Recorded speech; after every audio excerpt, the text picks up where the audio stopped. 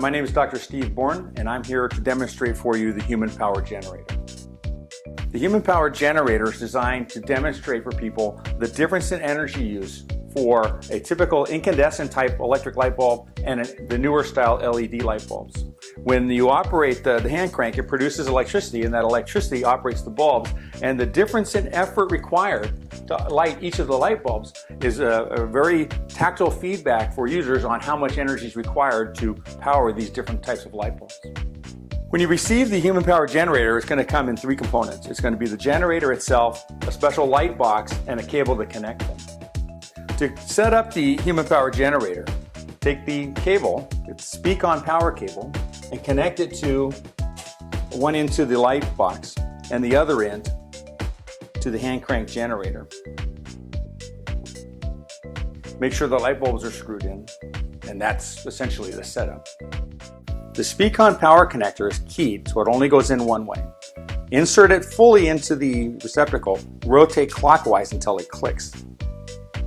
To remove, pull back the gray sleeve, rotate counterclockwise, and pull out. When you set up the Human Power Generator, you have to make sure that it's secured to whatever surface it's operating on.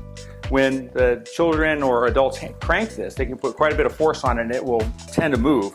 And if it's not held tightly, it will wobble over the table or perhaps fall over.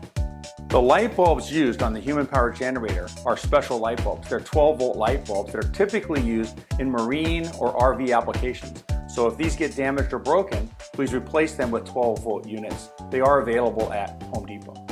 To operate the Human Power Generator, you set the switch on the light box to which light bulb you want to illuminate, and then you turn the crank. And the crank has a chain that runs a DC generator. DC generator outputs DC 12 volts and lights the light bulbs. Now, the LED light bulb takes very little energy to light. However, when you switch to the incandescent light bulb, it's quite a bit more force, and they're going to have to exert quite a bit of force to light up that light bulb.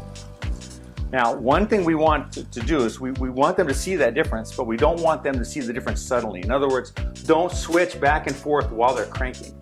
If you do, people could get hurt because suddenly there's no force preventing rotation of the cranks, or sometimes suddenly there's a large force and they might knock this off the table. So it's very important that between the demonstrations that you have them stop cranking before you change the switch.